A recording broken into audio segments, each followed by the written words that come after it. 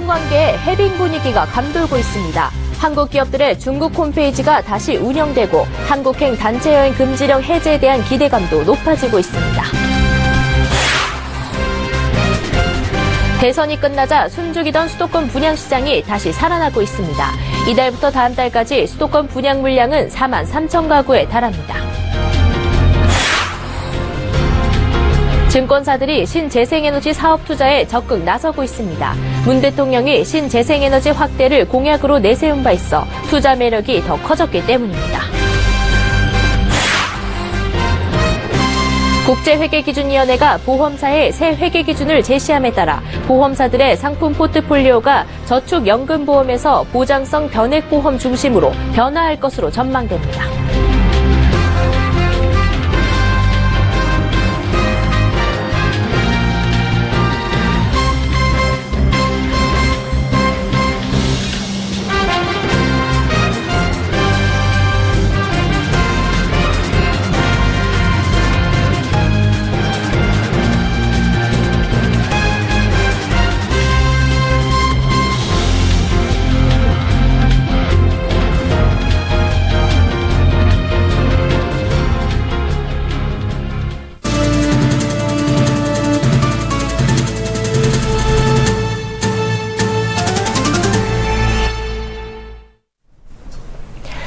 시청자 여러분 안녕하십니까? 센 경제 현장 양한나입니다.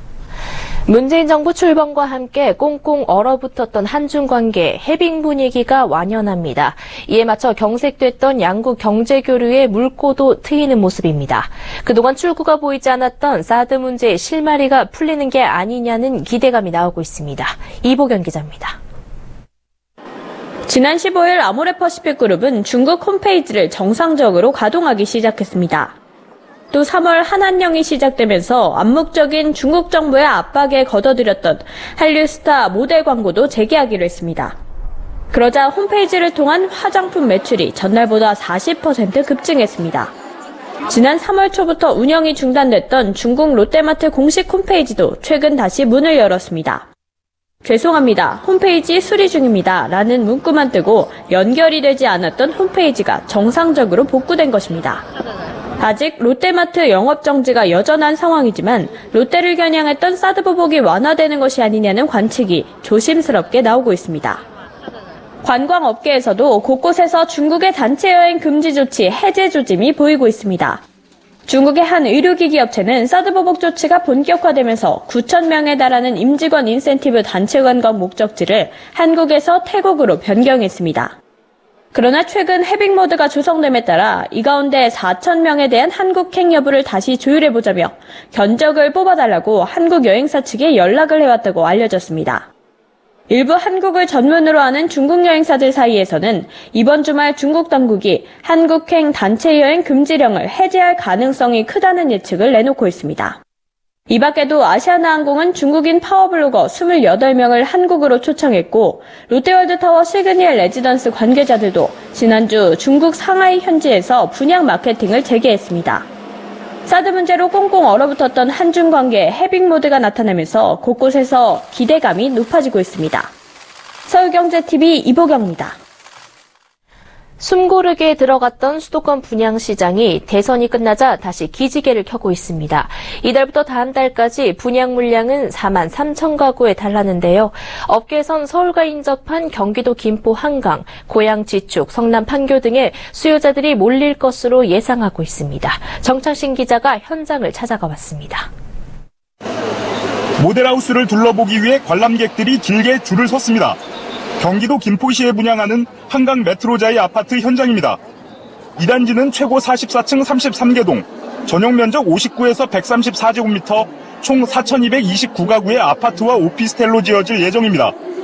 대선 후 이뤄지는 4,000세대 이상 첫 대단지 분양에다 이 지역 최초로 44층 아파트가 들어선다는 소식에 수요자들의 발길이 이어진 겁니다. 단지 규모가 크다 보니 이번에 우선 3,798가구를 분양합니다. 단지 인근에 김포 도시철도 걸포 북변역이 있어 서울 접근성이 좋아 수요자들의 관심이 이어지는 분위기입니다. 이처럼 대선 이후 분양시장이 다시 열리자 수요자들의 눈길이 역세권 등 입지 좋은 단지로 쏠리고 있습니다. 부동산 시장 분석업체 부동산인포 조사에 따르면 5월에서 6월 수도권에서 분양 예정인 아파트는 42,936가구입니다. 작년 같은 기간과 비교하면 16% 증가한 수치입니다. 경기도가 27,790가구로 분양 물량이 가장 많고 인천, 서울 등 순입니다. 업계에서도 서울 접근성이 좋은 지역을 중심으로 분양 시장이 활기를 띨 것으로 내다보고 있습니다. 대선 이후로 좀 대기했던 물량들이 좀 쏟아져 나올 것으로 예상되고요. 아무래도 이제 서울과 인접한 김포라든지 판교, 성남 일대라든지 그다음에 남양주 역시 이제 서울 접근성이 좋은 지역들 중심으로는 청약자들이 좀 증가할 것으로 예상됩니다. 수도권 남부 지역인 성남 판교에서는 다음 달 더샵 퍼스트파크 아파트 1,223가구가 분양될 예정입니다. 이 단지는 신분당선 판교역을 통해 강남까지 내정거장이면 이동이 가능합니다. 같은 달 수도권 북부 지역인 고양 지축지구에선 지축역 센트럴 푸르지오 아파트 852가구가 공급될 예정입니다. 지하철 3호선 지축역을 통해 종로까지 20분가량이면 이동할 수 있습니다. 부동산 전문가들은 새 정부 출범으로 분양시장이 아직은 불안정한 상황이라면서 입지와 발전 가능성 등 기본에 충실한 곳을 눈여겨봐야 한다고 조언하고 있습니다. 서울경제TV 정창신입니다. 신재생에너지란 석탄 같은 기존의 화석연료나 햇빛, 물, 바이오 등을 변환해 만들어낸 에너지를 말하는데요.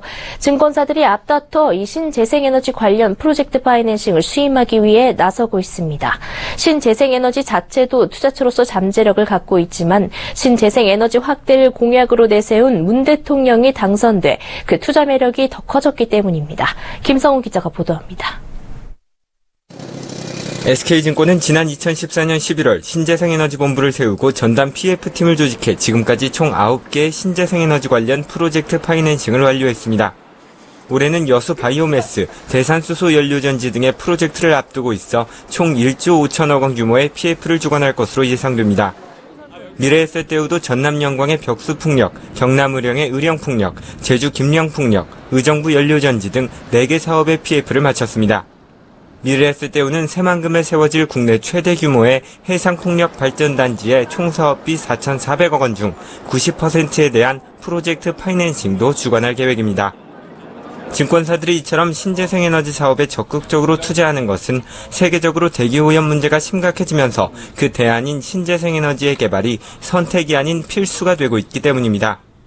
이에 더해 후보 시절부터 신재생에너지 확대 공약을 내세웠던 문재인 대통령이 당선되면서 신재생에너지 관련 사업이 성장할 가능성이 더욱 높아진 것도 투자 매력을 높인 원인으로 꼽힙니다. 문 대통령은 2030년까지 신재생에너지 비율을 전체 전력 생산량의 20%로 늘릴 것이라고 공약했고 지난 15일에는 업무 지시 3호를 통해 30년이 넘은 노후 석탄화력발전소의 가동을 일시적으로 중단하도록 지시했습니다. 신재생에너지가 떠오르면서 보다 기회가 많은 해외 시장으로 눈을 돌린 증권사도 있습니다. KTB투자증권은 지난 2월 500억 원 규모의 영국 웰링버러 바이오매스 발전소 PF를 주선했고 앞으로 일본, 캐나다, 벨기에 등의 신재생에너지 PF도 수임할 계획입니다. 서울경제TV 김성훈입니다. 국제회계기준위원회가 보험사의 부채를 기존의 원가가 아닌 시가로 평가하는 새 국제회계기준을 발표했다는 뉴스 전해드렸는데요. 이번 새 회계기준에 따라 보험사들의 수익 기준도 바뀝니다. 저축성 보험의 경우 회계상 수익으로 간주되는 액수가 크게 줄어 앞으로 보험사들의 상품 포트폴리오 중심이 보장성 보험으로 옮겨갈 전망입니다. 정홍규 기자입니다. 오는 2021년 새 국제회계기준 도입을 앞두고 보험사들의 영업 방식에도 변화가 생길 전망입니다. 새 회계기준에서 수익을 인식하는 방식이 달라지기 때문입니다. 지금은 보험사가 고객에게 받는 보험료를 모두 수익으로 잡습니다. 오는 2021년부터는 보험료 중 만기보험금과 해약 환급금 등을 제외한 나머지만 수익으로 간주합니다.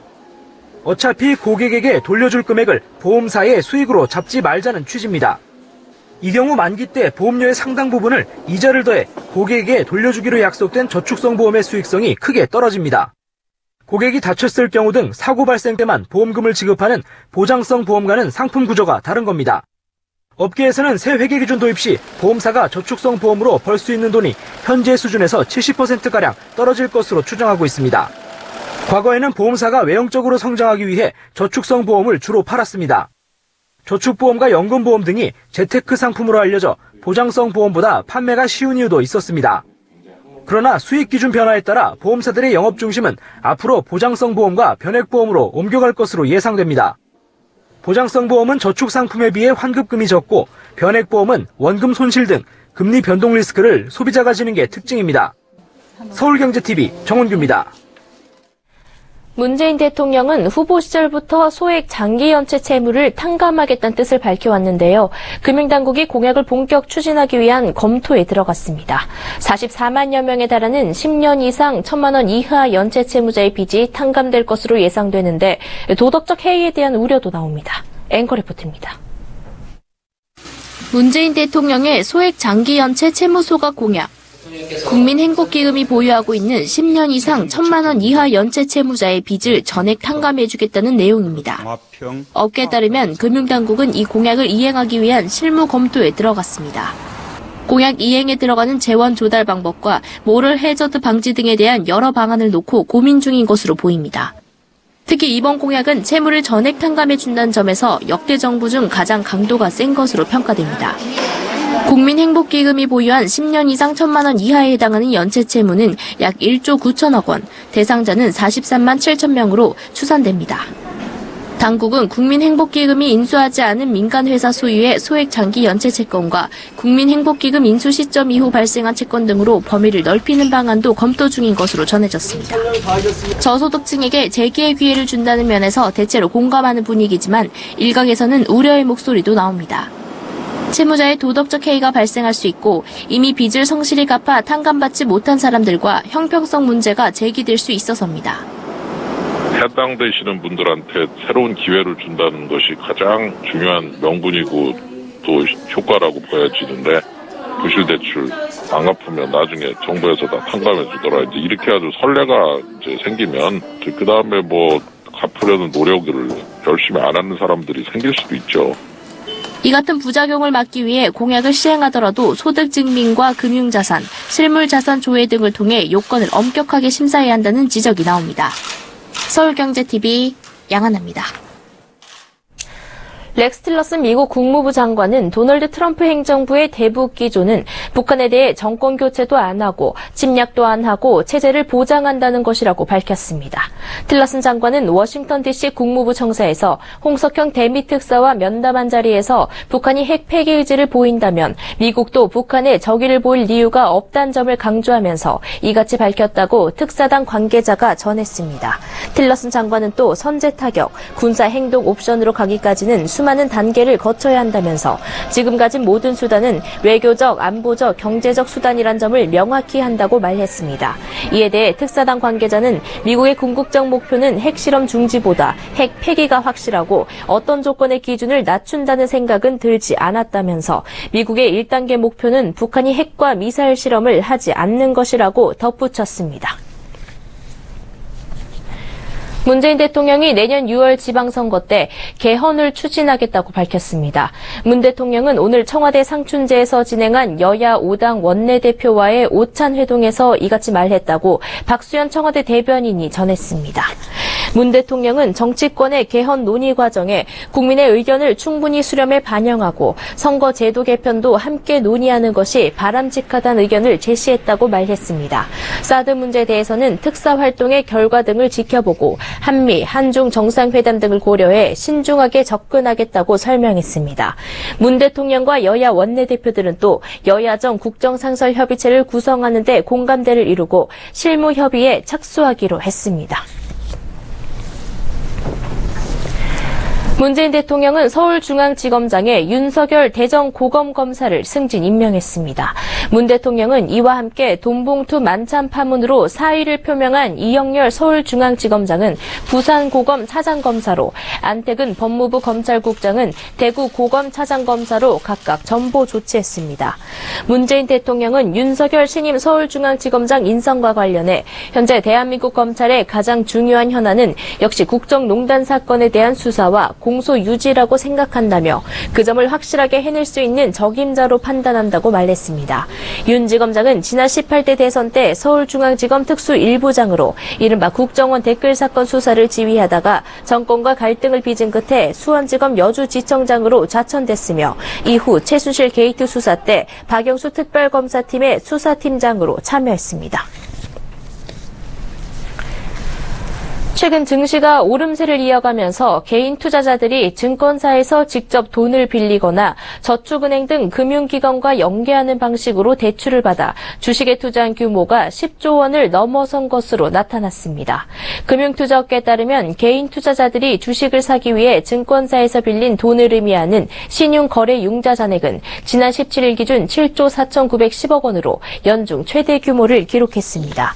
증권사가 저축은행 등 다른 금융기관과 연계해 투자자들에게 주식 투자 자금을 빌려주는 연계 신용대출, 이른바 스탁론도 4월 말 기준 약 3조 원에 달했습니다. 전문가들은 신용거래융자와 스탁론의 경우 금리가 상대적으로 높아 주가가 하락하면 개인은 물론 증시에도 부담으로 작용할 수 있다고 설명합니다. 증권사에서 빌리는 신용거래융자의 금리는 8% 정도로 높은 편입니다. 스탁론 금리도 낮은 것처럼 광고되지만 실제로는 신용거래융자와 비슷하거나 오히려 높다는 지적이 많습니다. 스탁론의 대출 금리는 4에서 5% 수준이지만 저축은행의 경우 스톡론으로 돈을 빌려주면서 6개월마다 취급 수수료 2%를 떼고 중도 환매 수수료까지 받는 경우도 있습니다. 세월호 현장수습본부는 세월호 3층 객실 중앙부 우연에서 수습된 유골의 치아와 치열을 감정한 결과 단원고 허다윤 양으로 확인됐다고 했습니다. 선체 수색으로 미수습자 신원을 확인한 건 이번이 처음입니다. 이에 현장수습본부가 공식적으로 신원을 확인한 미수습자는 진도 침물해역 수중 수색을 통해 수습된 단원고 고창석 교사에 이어 2명으로 늘었습니다. 한국소비자원이 충전 가능한 리튬 전지로 작동되는 휴대용 선풍기 7개 제품을 구입해 조사한 결과 5개 제품의 리튬 전지가 미인증 제품이었습니다. 미인증 리튬 전지는 과충전, 합선으로 인해 과열 폭발 등 안전사고 우려가 큰 제품입니다. 식품의약품안전처에 따르면 부산 사하구 다대포 감천 연안에서 채취한 홍합에서 기준치를 초과한 마비성 폐류 독소가 검출됐습니다. 이 독은 가열에도 없어지지 않기 때문에 부산 다대포와 감천, 태종대, 경남 거제시 시방리 연안 등 지역에서 나오는 조개를 함부로 먹어선 안 된다고 주의를 당부했습니다. 서울시는 내일 오전 10시 서울역 고가도로를 보행길로 바꾼 서울로 7017을 개장한다고 밝혔습니다. 지난 1970년에 준공돼 자동차 길로 이용되던 서울역 고가도로가 꽃과 나무로 들어찬 공중정원으로 바뀌고 시민에게 개방되는 겁니다.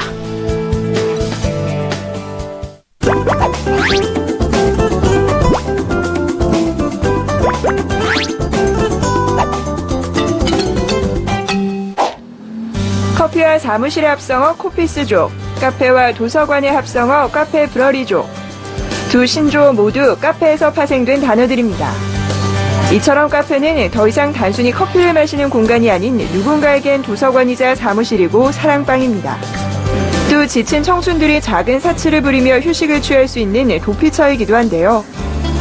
최근에는 다양한 미술작품을 전시하고 예술을 나누는 공간으로도 변모하고 있습니다. 또 이처럼 우리 일상에 자연스러운 휴식 공간으로 자리매김한 카페를 주제로 한 미술전도 열리고 있는데요. 오늘 센즈라이프에서는 카페가 된 갤러리, 갤러리가 된 카페에서 예술을 즐기는 법 알려드립니다.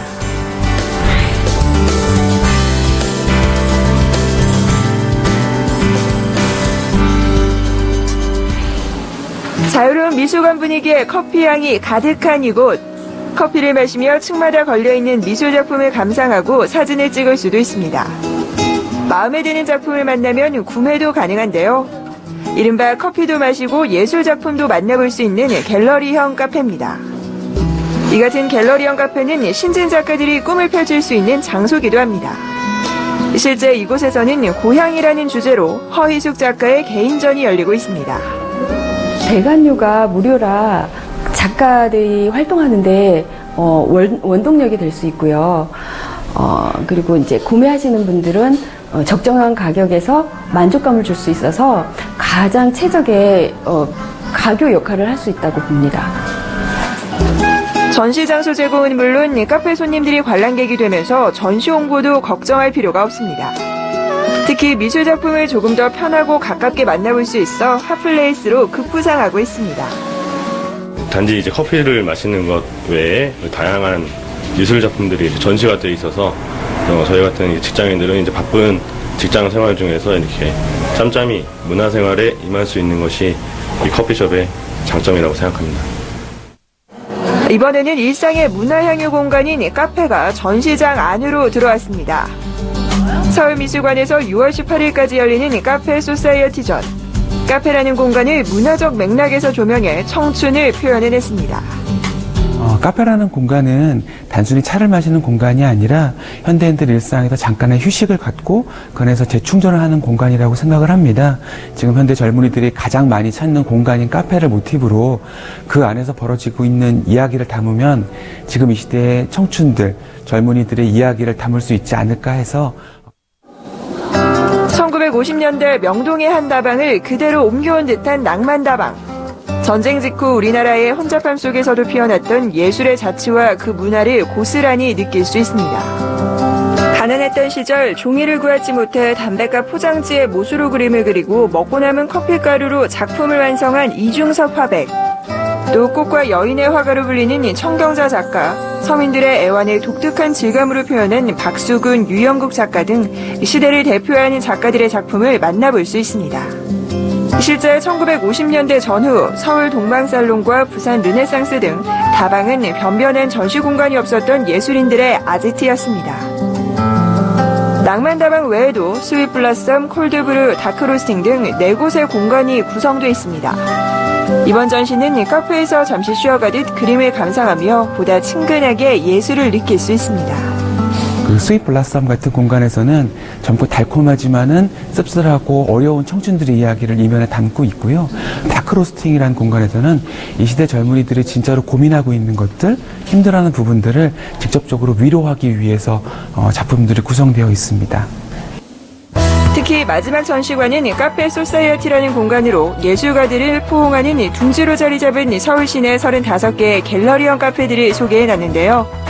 사진을 찍거나 메모해 가셔서 전시가 끝난 후에도 자신이 살고 있는 가까운 동네 혹은 일상 속에 자연스레 스며든 예술을 만나보는 것도 방법이겠죠. 이번 주말 카페가 된 갤러리, 갤러리가 된 카페에서 멀게만 느껴졌던 예술을 보다 친근하게 접해보는 건 어떨까요? 서울경제TV 김혜영입니다.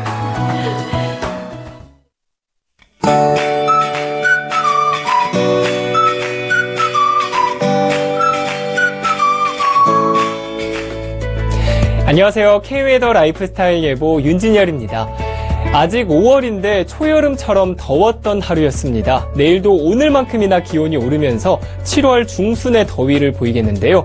내일 한낮 기온 서울과 대전 29도, 대구는 33도까지 오르겠습니다. 여기에 햇볕도 강하겠습니다. 자외선과 오존지수 모두 나쁨 단계까지 오르겠는데요.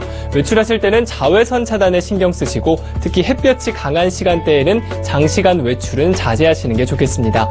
또 대기는 계속해서 건조하겠습니다. 산불 등 화재 예방에도 주의하시기 바랍니다. 이 시각 현재는 전국이 대체로 맑은 하늘 보이고 있는데요. 내일도 계속해서 남해상에 위치한 고기압의 영향을 받으면서 전국이 대체로 맑겠습니다. 그럼 자세한 지역별 내일 날씨는 나절 예보를 통해 알아보겠습니다. 중부지방 비 소식 없이 대체로 맑겠습니다. 한낮에 30도 안팎의 초여름 더위가 이어지겠습니다. 동해안 지방은 대기가 건조한 데다 바람도 강하게 불어서 화재 예방에 각별히 신경 쓰셔야겠습니다. 남부지방 종일 구름만 다소 지나겠고요. 낮 기온 광주 29도, 대구 33도 등으로 오늘만큼 덥겠습니다. 바다의 물결은 동해상에서 최고 2.5m까지 약간 높게 일겠습니다. 때이른 더위는 주말에도 이어지겠고요. 다음 주에는 대체로 맑은 날이 많겠지만 수요일에 남부지방을 중심으로 한 차례 비가 내리겠습니다. 날씨였습니다. 센 경제 현장 여기까지입니다. 시청해주신 여러분 고맙습니다.